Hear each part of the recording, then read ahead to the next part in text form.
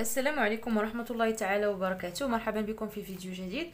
إذا اليوم إن شاء الله غادي نشوفوا les exercices d'évaluation, la restitution donc des connaissances صفحة 24.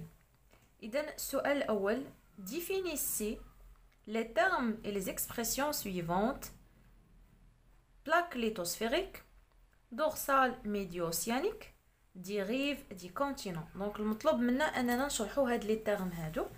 دونك الجواب على السؤال دونك فوالا. بالنسبه للبلاك بالنسبه للبلاك ليثوسفيريك donc partie stable de l'enveloppe terrestre délimitée par des zones instables se caractérisant par une forte activité sismique et volcanique. Dorsale médio-océanique, donc بالنسبه للدورسال sorte de chaîne de montagnes sous-marines, le genre, la majorité des océans, et où se concentre une forte activité sismique et volcanique. Une dorsale médio-océanique constitue une frontière entre deux plaques divergentes. Donc, هذا هو التعريف ديال الدورسال médio-océanique. Des rives du continent. زحزحة القارة.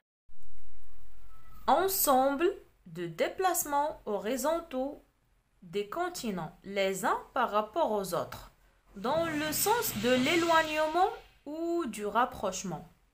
donc voilà.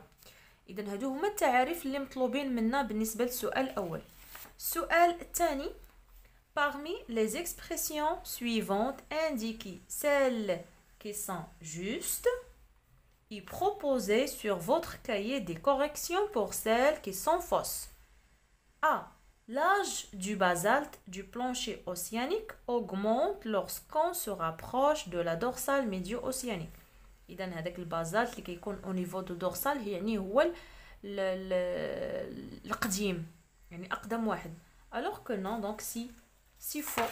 donc خاصنا نصحوا هاد la phrase هذه. donc faux. L'âge du basalte du plancher océanique augmente lorsqu'on s'éloigne ملي كنبعدو من la dorsale médio-océanique. donc voilà. B. Le plancher océanique est constitué de basalte surmonté par des roches sédimentaires ou par des sédiments. donc juste صحيحة. Les plaques lithosphériques sont immobiles يعني ما تتحركوش. donc faux لأن les plaques ce sont donc instables. donc ce sont mobiles. Les plaques lithosphériques sont mobiles. donc mobiles, voilà. donc faux. D. La plaque lithosphérique est un fragment stable de la lithosphère, donc limité par des zones instables. donc صحيح لأن البلاك ليثوسفيريك شفنا بأن واحد لا زون اللي هي ستابل، ولكن في يعني في لي ليميت ديالها ce sont des zones instables اللي كيعرفوا des fortes activités sismiques et volcaniques. Une plaque lithosphérique appartient toujours au domaine marin. donc non لأن ممكن لي كونتينون حتى هما. donc بالنسبة ل F le découpage des plaques est indépendant des continents. donc pardon شحال وصلنا. donc E. donc voilà E. donc faux. Une plaque lithosphérique peut être purement océanique، تقدر تكون يعني océanique ولا mixte يعني فيها واحد لا بارتي ديال الكونتينون بارتي ديال l'océan، c'est-à-dire comportant une partie continentale et une partie océanique. donc voilà. F. F. donc chaque continent constitue une plaque lithosphérique. donc faux لأنه كما شفنا في السؤال اللي سبق راه ممكن تكون ميكست. هذيك البلاك ليثوسفيريك ممكن تكون ميكست يعني فيها واحد البارتي من الكونتينون بارتي من لوسيون. donc c'est faux. le découpage des plaques est indépendant des continents، ما عندوش علاقة بالقارة. G. certaines plaques comportent deux parties، une partie océanique et une partie continentale. داك صحيح لأن شفنا غير في E بأنه donc شفنا بأن لي بلاك ليثوسفيريك ممكن تكون فيها partie continentale et partie océanique.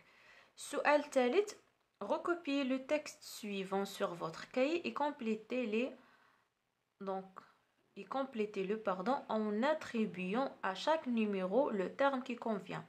Donc, maintenant, 10 termes. Donc, on peut dire, au niveau du XXe siècle, on a élaboré une théorie géologique qui s'appelle la théorie de la dérive des continents. Donc, qui s'appelle la théorie de la dérive des continents. Donc, voilà, des continents. La théorie de la dérive des continents. Donc, elle stipule que les continents étaient jadis réunis en un seul bloc appelé Pangée. Donc, Pangée. Juge Pangée. Pangée. Ce bloc s'est disloqué par la suite pour permettre aux continents de s'éloigner les uns des autres. Parmi les arguments de cette théorie, on trouve l'argument donc morphologique, رقم 3, et l'argument رقم 4 paléontologique. Donc voilà, نعاودو القراءة ديال هاد le texte. Donc au début du XXe siècle, on a élaboré une théorie géologique qui s'appelle la théorie de la dérive des continents.